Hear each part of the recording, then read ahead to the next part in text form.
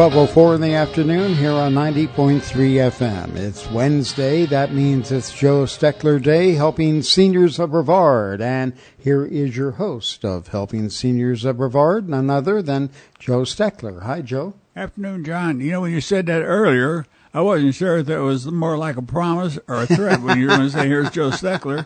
And then right after you did that, you speeded the music up and it sounded like a good fast jitterbug. And if I tried something like that now, I'd kill myself. So that'd be one way to get back in the hospital, to try to jitterbug. Well, it was a promise, not a threat. Oh, thank you, John. But, you know, like a lot of people out there listening to this show, I hope, I really, really like to jitterbug. And the only person I could really jitterbug that successfully with was my wife. And but today, if I try to jitterbug with Terry, I'd kill her. And if I was to fall on her, I don't think she could hold me up. But anyway, you know, Helping Seniors is designed to inform, educate, and help seniors. And there's a doggone much that happens, folks, between the shows. I just wish that I could, capture everything that goes on and let you be made aware of what we find out. It's just like I'm going to ask Kerry, who's with me in the studio today, Kerry Fink of TYG Media, who's our media director for Helping Seniors. But I've got him, and John can chime in whenever he wants to. But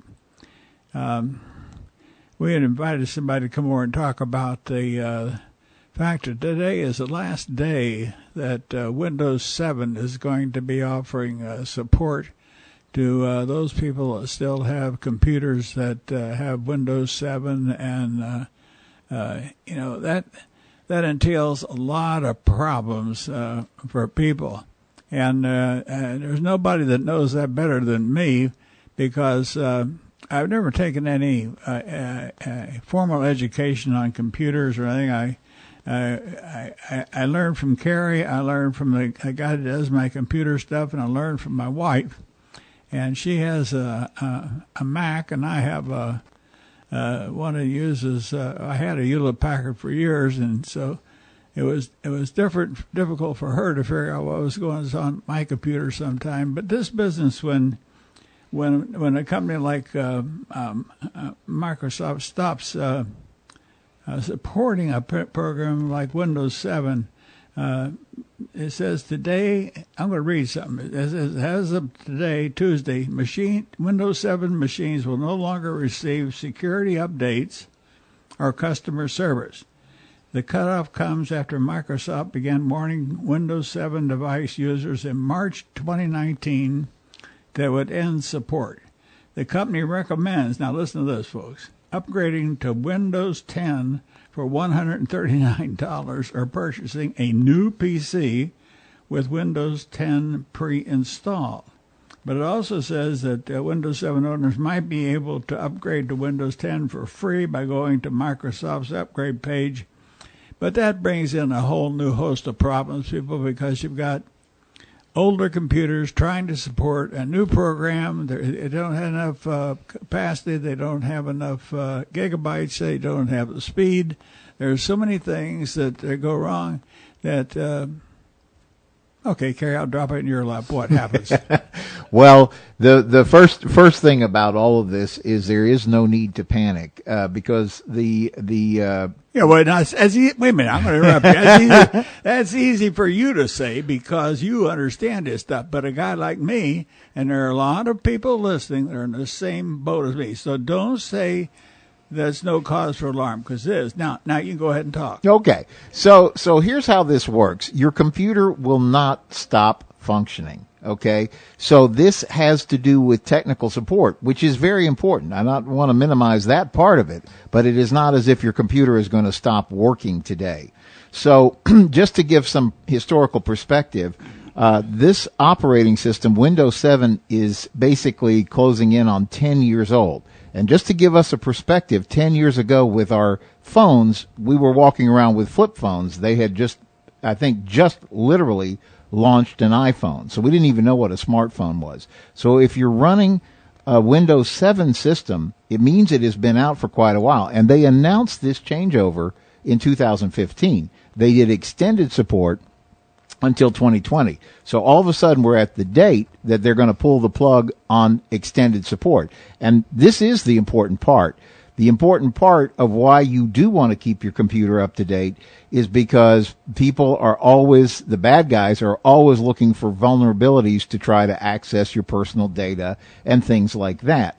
So this is one way that they could do it. It's certainly not the only way. There's a lot of ways for the bad guys to mess with your computer. This is one of them. So what you want to consider, there's three things you could do about this situation. Again, the first is don't panic. Your computer's going to work.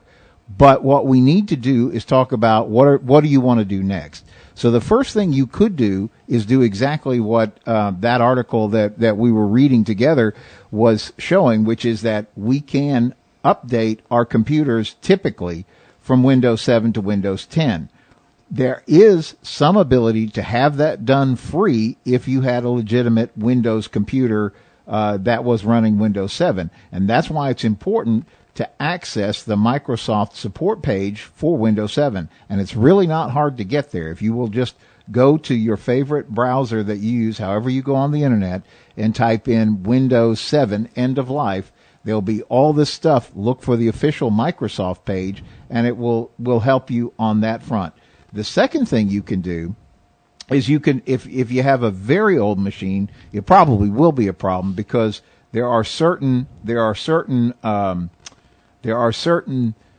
applications. Well, certain technical specifications that Windows 10 needs that an older computer may not have. And one of the things this article points out, this is a different article, but it's pointing out, is that this is a problem for a lot of corporate installations because, you know, what happens is once you get a system running and it's stable, you like to stay on the system rather than introducing a new system, which then can introduce its own bugs. But the main thing to do with this is to understand all that's happening is your computer's not going to stop. You have a heightened vulnerability to security attacks and things like that, and that's really why they want to have you make the move forward. John, you have anything else you want to add, or Jim? Well, yeah, I'm going to say that, you're absolutely right, Kerry. The computer won't stop working. But what it is with regard to the end of support is the end of all those little security patches that were going on a lot of times when you didn't even know it, if you left your computer on overnight and everything else. And what that was doing is that was helping to keep your computer safe from a lot of the bugs, from a lot of the bad guys that Kerry was talking about. And this day and age, you've got real problems with that, with ransomware. Ransomware is a really bad little Trojan that they put on your computer, and you can get it just by opening an email. So if you're really concerned about that, and I'm not trying to panic anybody, but the best thing that you can possibly do is open only emails from people that you recognize. And once you recognize that person, and even they can kind of spoof that too if they're really up against getting into your banking information or anything like that. But if you're very diligent and very careful, you can do that. The other thing you can do is make sure that your virus software, your antivirus software, and there's a lot of free stuff out there. There's AVG, and if you're on a Spectrum system, you get McAfee free. What you need to do is make sure that that's always updated. I mean, take the time to push the button to update and to scan your computer. If you don't do that, then you're going to be in a situation where you maybe could have fought something off, but you didn't have all the ammunition you needed in your computer gun, so to speak. And what really happens is many, many times we go about the process of just getting on the computer and, I'm just going to do email, I'm going to do this, I'm going to do that. And what can happen is all of a sudden these little Trojans can kind of pop up. And once they do pop up, they have access to your banking information. They have access to this ransomware stuff. It's what you've seen and heard over the last several years that they go after these big hospitals and stuff. They close down the whole computer system, and they close it down unless you pay so much money. Well, they're not doing so much the really big ones, but they still are.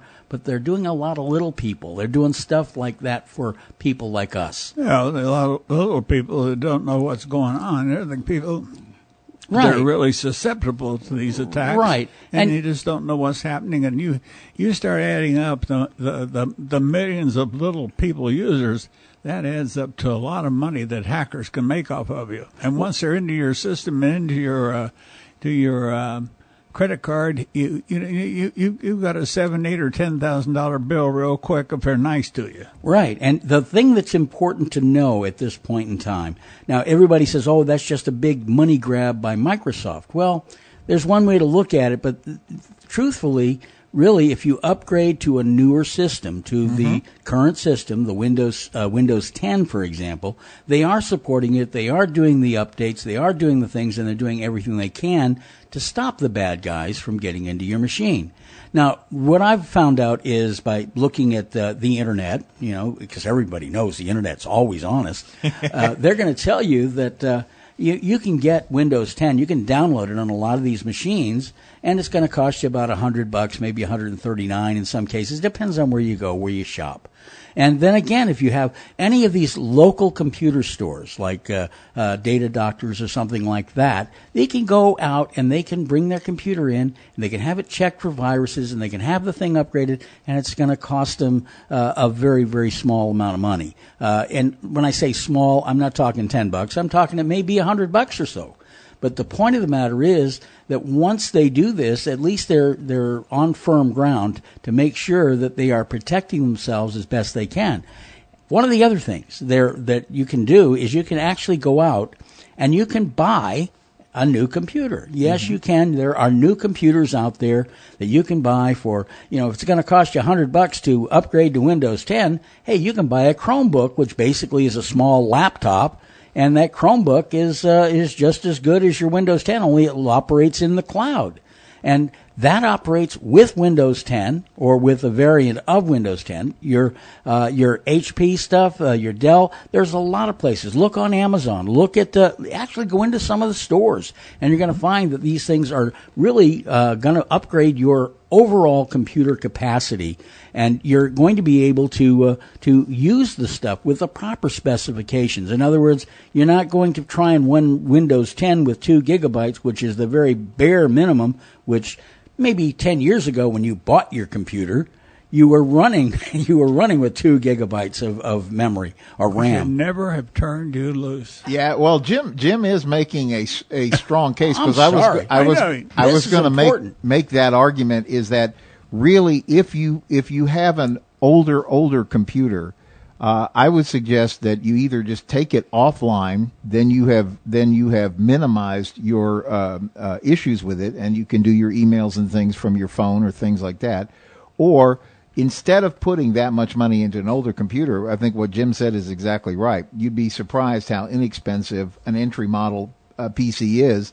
And it comes these days with Windows 10 installed, and then you have all the support and everything that backs you up. It's cheap until they start asking if you want this protection thing here or that protection there. And how you start adding it all up, you're going to spend $600 some dollars like I did, thinking I was going to spend $300 on a computer. I ended up spending $600. Well, I still haven't used it yet. Well, Joe, no disrespect. I mean, I just recently bought a computer, a Windows 10 computer with 8 gigabytes of RAM, with a really good secure digital hard drive, and I paid $145 for it.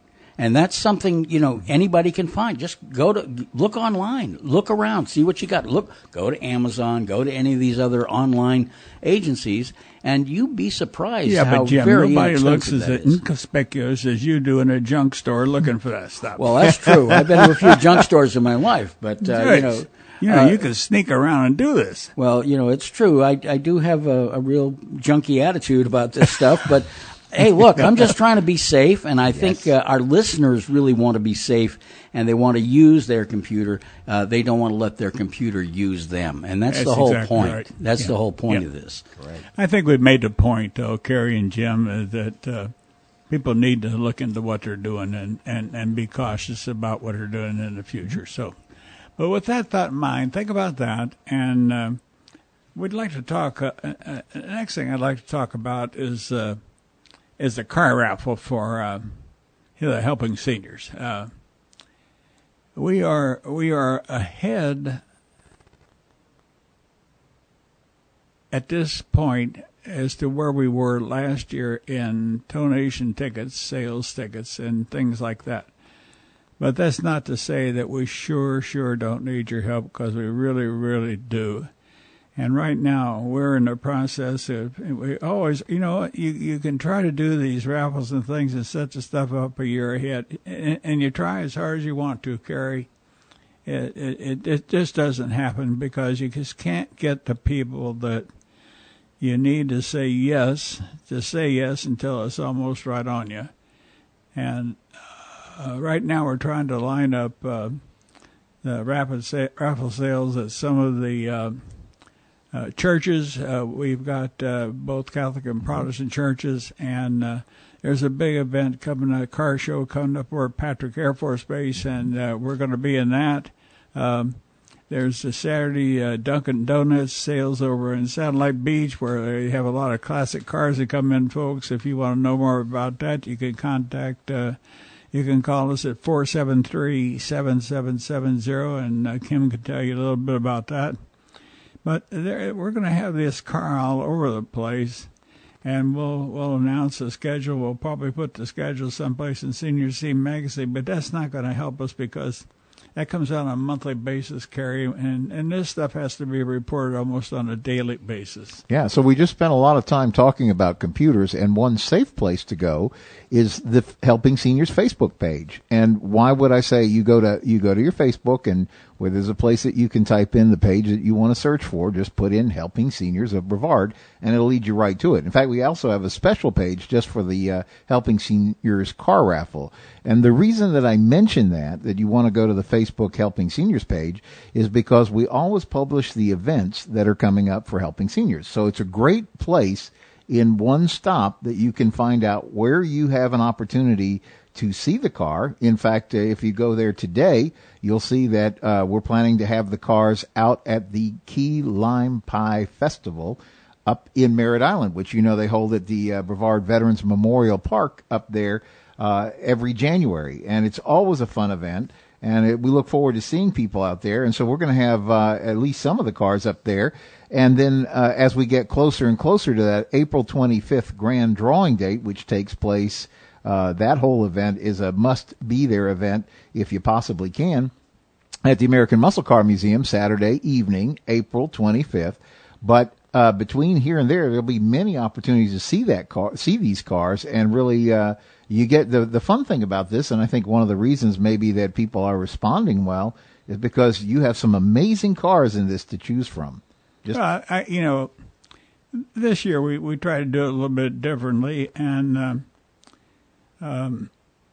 we have 4 cars that we're promoting, and one of them is a new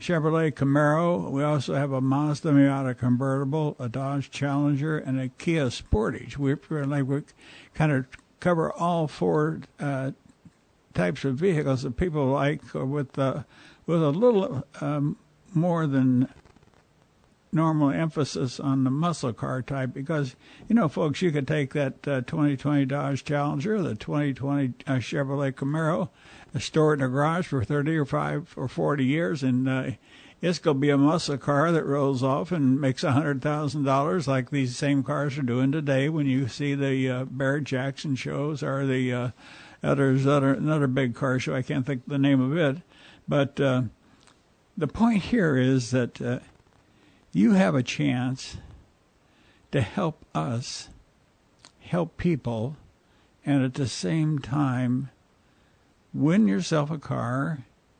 Go to the Muscle Car Museum, and roughly 2,000 people went there last year, folks. That's how many people went. I'm not lying. And people like to bloat the numbers a little bit, but I'm not doing that. If anything, I'm under what was there. And the owner, Mark Pilog, is extremely pleased with our turnout. He says, with the exception of the Veterans Day thing he does there, ours is the second highest populated event, and he's very pleased with that. But, you got a chance to win a car, you can go out there and you get something to eat, and you can have beer, wine, and all kind of soda pop. But it's all included in your donation for the tickets. And there's so many. I want to tell you, Kerry, that we keep a pretty good record of our people that buy tickets, and we have people that buy tickets from all over the United States, folks. And once those people buy tickets, we put them in the system. A lot of those people have taken our newsletter just to see what's happening in Brevard County, Florida. And I think they do that, Kerry, because they might be interested in starting some of these programs in their area also. And we always have made an offer to help any organization with any of our paperwork, anything that we're doing. We absolutely will give it to them to help them start a senior program like we have here in Brevard County, because we're very proud of what we've started here, and some of the things that we're going to talk about on the second part of the show, because we're doing some things differently, folks, with this new Senior Resource Center over at Zahn Assisted Living Facility on Beachside, and it's just a wonderful opportunity. And well, and I just want to add, so as you consider getting involved in helping us in helping seniors, there are 3 different ways that you can access helping seniors car raffle tickets. The maybe one of the easiest way, if you grab a pencil, I'm going to give you a telephone number. It's the Helping Seniors info line, which is a great number that you should have available anyway. But it's area code 321-473-7770, 321-473-7770. And there you will find Kim, who is our education and information specialist, and she's there to serve and assist and help seniors in Brevard County, but will be happy to also assist you in securing your Helping Seniors car raffle tickets. You can also get them online, either at our direct website, helpingseniorsofbrevard.org, or helpingseniorscarraffle.com, if that's easier to remember.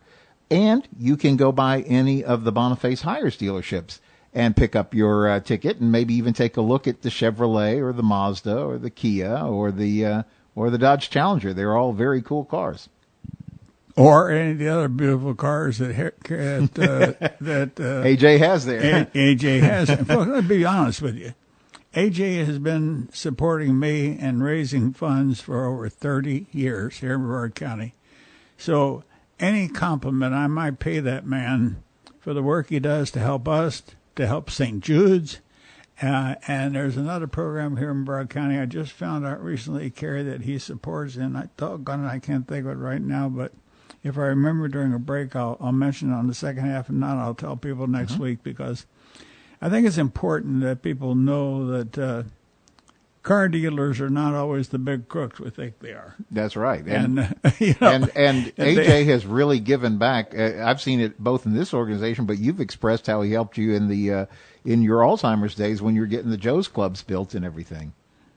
Well, the reason I to mention that crook thing, when I was on active duty in the Navy, we had an Air Force Brigadier General that was down on the Joint Chiefs of Staff, and one day a week we wore civilian clothes, and he wore the worst sport coats on Friday that I could ever see. And you know, we didn't tell, he didn't know, but everybody talked about him looking like a used car salesman on Friday. But they were gaudy.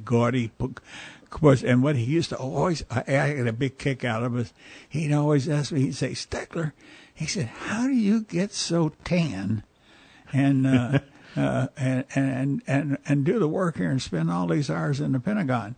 What I didn't tell him was I found a place out where they had the air circuit events that they had a set of hedge around it. And when I go out and run at noon, I'd go back there and take a snooze for about a half hour and lay there in the sun. But I didn't want to tell him that because I didn't want him coming out and doing the same thing. But anyway, you know, you can have a lot of fun in your life, and we have a lot of fun here at helping seniors carry. Doing the car raffle is something, and it's important. for people to know that they can help us. Yeah, it's a fun thing. So make sure you get your tickets early and mark on your calendar. You don't have to be present to win, but why would you want to miss this thing if you possibly don't have to? But get your tickets today. Give Kim a call, 321-473-7770. And with that thought, we're going to take a mid-show break and come back because we're going to talk about our advocacy program and a cruise program and what our hometown news articles are starting to rev up here in Brevard County. Stay with us. 12:33 in the afternoon on 90.3 FM. It's Wednesday, Helping Seniors of Brevard Day with Joe Steckler, and here is your host, Joe Steckler. Thank you, John. And folks, we've talked a lot about our 2020 car raffle, and we'll get off that for a minute, but don't be surprised if I don't mention it at the end of the show, because it's extremely important that you support it, because we depend on you. A lot of people depend on us for answers, and I just, frankly, Kerry, I just was going through some of my old paperwork, and I pulled about 3 pages of support centers for seniors here in Brevard County, and I'm going to take them down to Kim and give them to her, because I'm not sure if she has that information. Good. So, we're continually working people to develop new ways to support you and to help you. And if you want to keep this little outfit around, I assure you we are extremely cost effective, and we need you to help us stay alive. But the other thing I want to mention is that all the work we do, our radio, our television, newspaper, magazines, everything else, is all designed to help educate the public in Brevard County about the many wonderful resources we have here, and then get you connected with those resources. And then also when you call us, it's just like when you go to a doctor and you think you got a pain caused by something, it turns out something else is causing the problem. The same thing with coming to somebody to try to develop something on how you're going to live as a senior.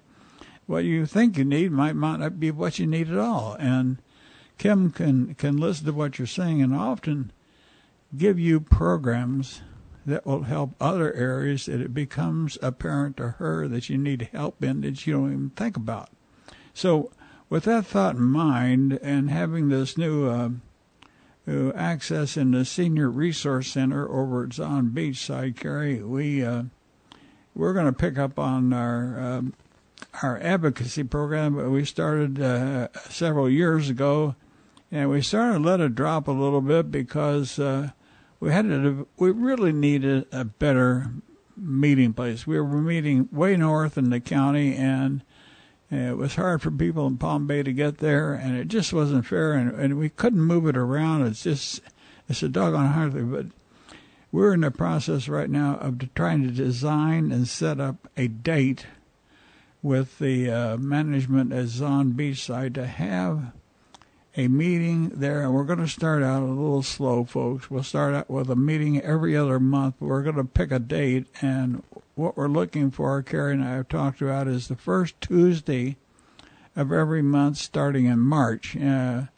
It's January, February. I don't think we could do it in February. It's too soon. March gives us time to set it up, because, folks, it takes a lot of time for these little organizations like ours to get all this stuff set up, because we want to make it succeed, Kerry. That's it. The important thing is, once you start a program, and Kerry is nodding his head, not shaking his head, it's important, folks, for you to know and believe that once we start something, we have a better than average chance to make it succeed.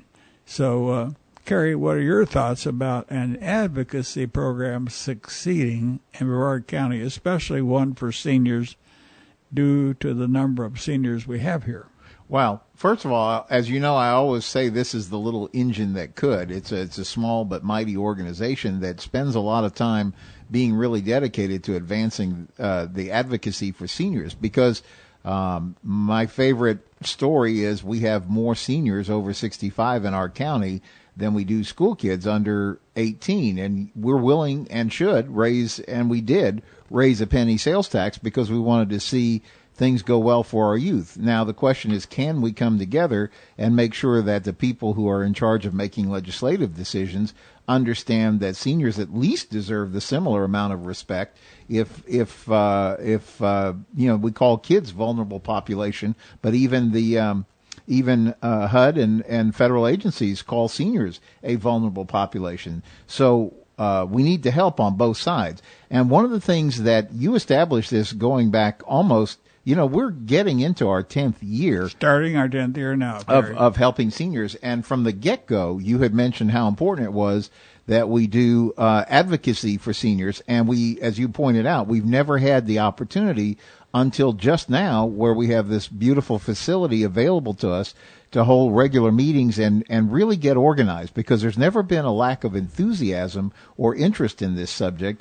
It's mainly been that we've had to move it from one location to another, and so some people could make it one place but not the other. And today with the technology, and I was just thinking about this as we were talking about this, there's no reason we couldn't even potentially do a Facebook Live. So even if you're in the north end of the county or the very southern tiptoey end of the county, you could still be there even if it's not. Although the beautiful thing about the Senior Resource Center is it's very centrally located right in the smack center of the county.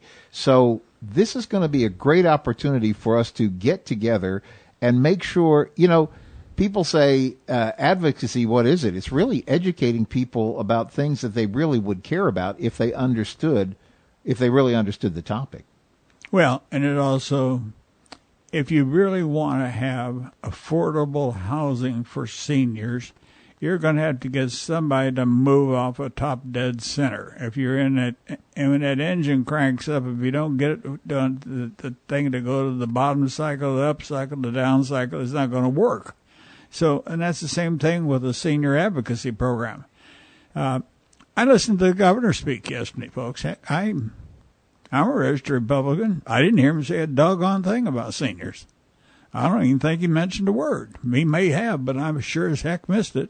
Then I read it again in the paper, and I didn't see anything in there where he talked about seniors. He talked about school kids. He talked about putting more money into the C programs, but he said, we got to be smart. We can't tax, and we got to figure out where we're going to get the money. Where that mean, Kerry? It means raiding the funds that are in the Florida budget, like the Sadowski Fund, which they have raided for the last 10 years and taken over $1 billion out of that program that was designed to build affordable housing and never has been used for it. And now, Governor Scott, Senator Scott, who was one of the biggest raiders on that fund, I'm going to talk about it, folks. It's honest. It's right there. They took that money and used it for the general revenue funds. And, you might say that, a senior, there shouldn't be any seniors that are willing to go out and live in the woods, and there should be seniors that can do this, can do that. Folks, there is no utopia anywhere on this planet unless somebody pays for it. Somewhere, somehow, somebody's going to have to pay for it. Now, I think if you keep it, Kerry, on a local level, you stand a better chance to do something about it. And if they took, last year they took, let's say they raided roughly $165 million out of the Sadowski Fund.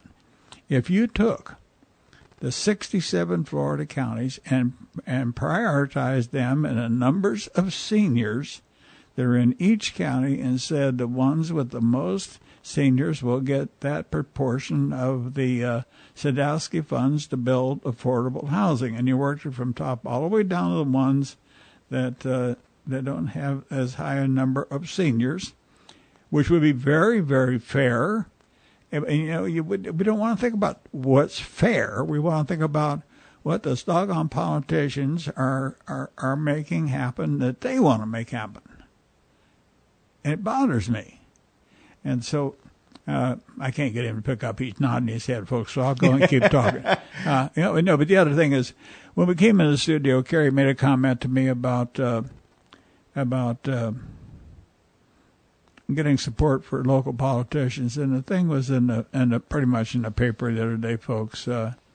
How much I think it's Pritchett, Tobiah, and Isnardi are coming up for re-election. And here they are, 3 Republicans in a Republican county. It gets gerrymandered ever so often, so that you have it's a very strong Republican numbers in the state or in the county. So it's very hard for any other political party to make an inroad into it. I'm not advocating that we make an inroad, because I am a registered Republican, and I strongly believe in what the Republican standards really used to be. I'm not sure that's the same anymore, and a lot of people argue with me on that, Kerry. Yep. But I ran for office several years ago, and in a matter of a couple of weeks, I was able to raise $24,000. I would believe it. There's a statement a friend of mine had made a number of years ago, and he said, all life is lived local. So, like, we always are keeping an eye on national news or what's going on, but at the end of the day, everything happens to us locally. And you had made a comment that you had read, I think, in the paper about where the fundraising was for these different people who are up for re-election on the county commission. And what I have heard from talking with a lot of different people in the county who share the concern for the plight of seniors, especially when it comes to things like affordable housing, is that just trying to get the bandwidth from politicians who think, roads are important and all these things, and not saying they're not. I realize they're trying to divvy up the pie the best way they can. But if we're not being a squeaky wheel collectively, then, and I think that's why. Who is it that pays the taxes anyway? If you want to talk about who the taxpayers are in the county, and who is it that has paid it for their whole life? And the question that we should be asking is, how well are we served? And not in a deconstructive way, but just saying, here are the things. It's an educational way. Here are the things seniors need, and this is how you can execute your office in a way that's going to be beneficial to the needs of seniors. And I think half of us, they just don't know. Yeah. Well, I very honest, we can talk about age all we want to, folks. We all get older, and one day we all die. And until we do that, some of us can be more vocal than others. And even though you might the bones might creak a little bit more, as long as there's nothing wrong with the brain and the mouth can still get out what the brain is thinking, you're going to be all right for a while. But I had a column in Hometown News about 4 weeks ago, and it talked about affordable housing. And a gentleman sent me an article, and I answered him. He sent me another article. I answered him. I had another article in the paper. He sent me another article, and the gist of the article, folks, was this. The guy said to me, Joe, you're 86.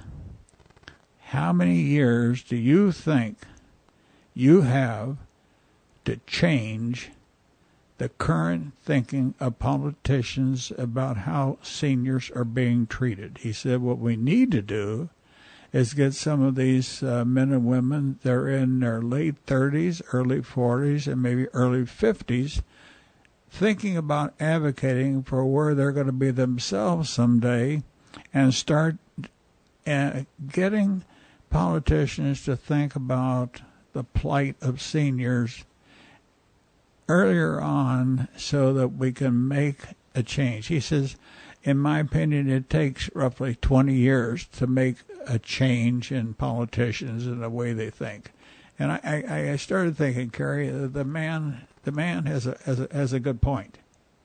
Well, and not only that, but if you think about it, one of the things that I am optimistic about is we had this conversation when we were doing television for Helping Seniors the other day, and it occurred to me, I said, you've always talked about the importance of getting an aging plan together. So our whole life, when we're kids and we're going through school and things like that, they're always telling us, well, what is your plan? What's your job? What are you going to train for? What are you going to go to school for? What is it you want to accomplish in the workforce?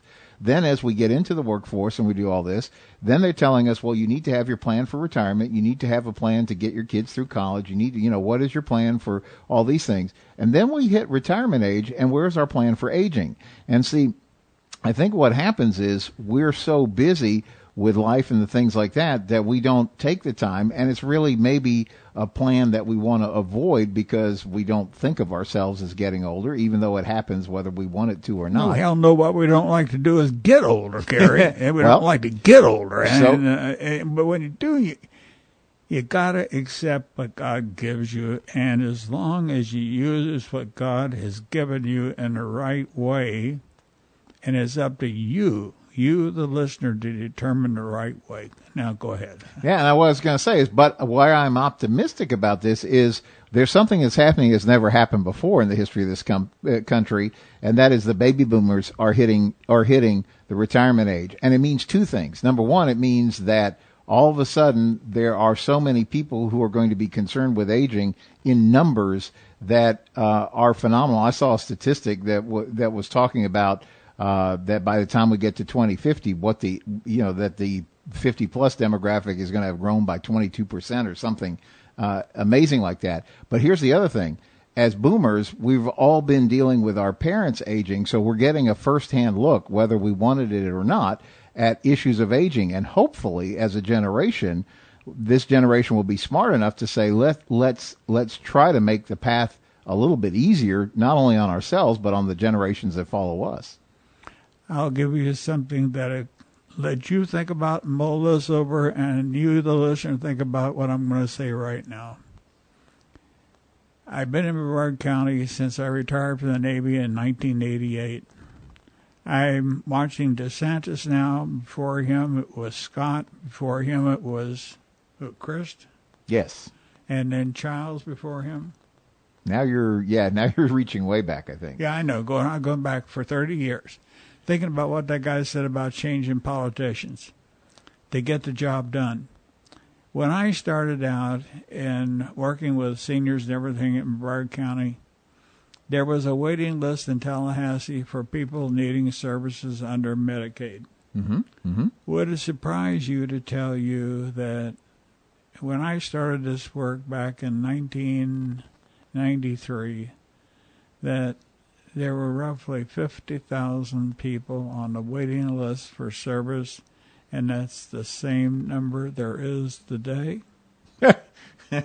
Well, and I know it's an odd way to look at it, but I also would have to assume we have a lot more seniors today than we did even then. So, it's kind of a mixed bag. One of the reasons why helping seniors is so important to this area is that there are services. The problem is nobody has woven these services together in a way that seniors can easily access them.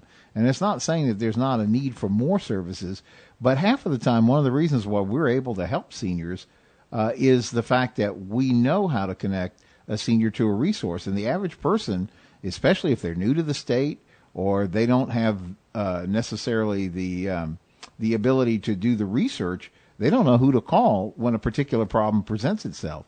And again, I think it's a plea for the need for an organization like ours, Helping Seniors of Brevard, where we are really an information source and getting people connected. And I think that's why it also falls well within our purview to be an advocacy source, because we need to show the leaders you got to tie this stuff better together, and you have to give more thought to what a senior needs. Yeah. For 30 years, I've had an attorney named Bill Johnson on my radio and TV shows when we started doing TV, and he's always been writing for me and helping me with that. He's supported us in every way that we possibly can do. He's been a big sponsor. He's just been a wonderful person. But I've been privileged to sit in on several of his sessions where he helped people set up guardianships. Mm-hmm. And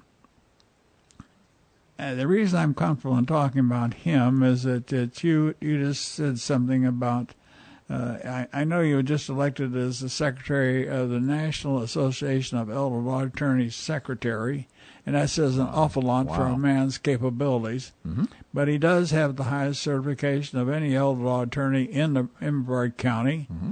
And you were just at where were you? So literally last Friday over in Osceola County at the Osceola County Council of Aging, the Florida State Guardianship Association, who is led by Robin Feemister, who is an area guardian and actually part of the Helping Seniors Network.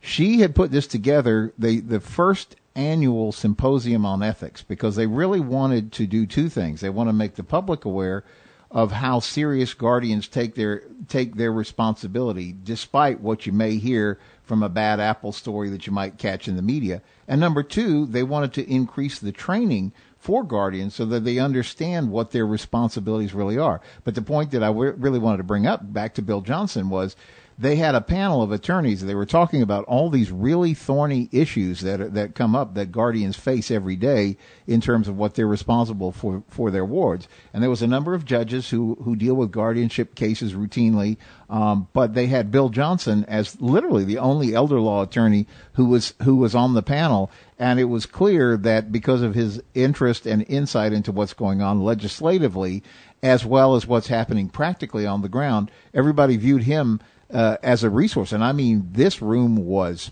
packed. It must have been 300 people in the room for this session.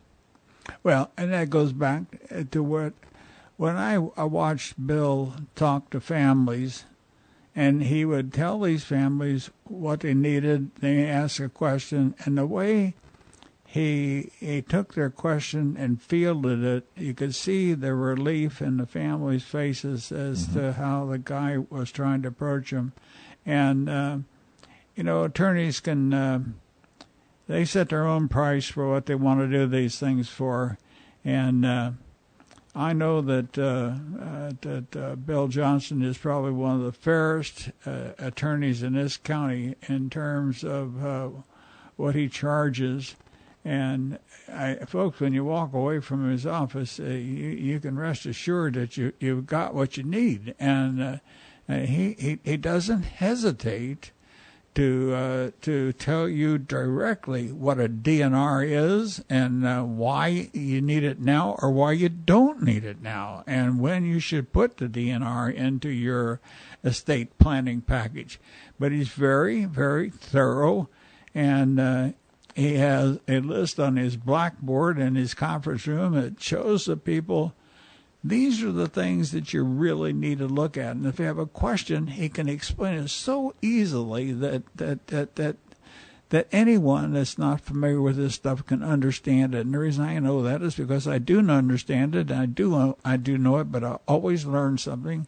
And there are so many little nuances and different things. It's just like you came to a meeting or something we had the other day, Kerry, and you made a comment about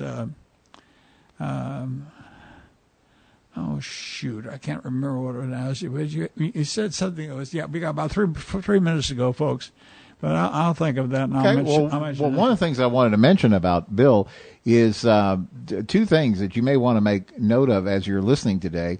Is that first of all, you can go to the Helping Seniors website, helpingseniors.brevard.org, helpingseniors.brevard.org. And there you will find all the television programs and radio programs that we regularly do are archived, meaning they're available for you on demand. You can also catch it at our Helping Seniors YouTube page. But my point is, you and Bill have done many, many shows over the years, and you've tapped a lot of different topics, everything from wills, estate planning, to advanced directives, all these things. And you're right, Bill has a real skill at breaking these things down and explaining them in a way that you don't have to be, a legal wizard to understand. And also the first Wednesday of each month, he's your radio guest the first Wednesday of every month. He is my radio guest. But since we're just about out of time, and we have a couple of topics we're going to talk about next time. We're down to 2 minutes, but the other comment I wanted to make, folks.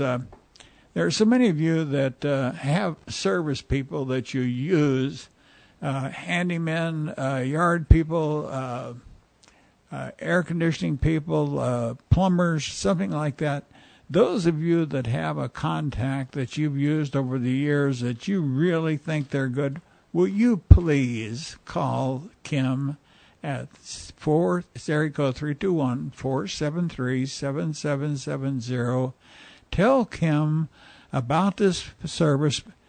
give them the name and the phone number so we can call these people to see if they want to advertise in our new monthly service directory, because it's so important, folks, that you get honest people serving you, people that will deliver at a fair price, and you can count on them to do the work. Yeah, absolutely. And you can find that directory every month in your Senior Scene magazine. We also publish that, of course, on our website again. So if you are electronic, you can go to helpingseniorsofbrevard.org. All these resources are available to you. If you're not electronic, it's okay. Give us a call at 321-473-7770. That's why we operate the county's Senior Information Helpline. And Kerry always wears a suit. I always wear a Real Legend shirt, generally speaking. So dressed for radio. You can tag us, and you don't have to go looking for Jim. So it's. I got him shaking his head. He can't respond that quick. So, folks, we're out. I did that purposely, so we're out of time. We always have fun on the radio show, and having more fun with Lee Sheldon. We can do the same thing. We can start picking on Jim, and I think that might be a way to go for a while. Sounds good. Now, getting the music, folks. We'll see you next week. Bye-bye. Bye-bye.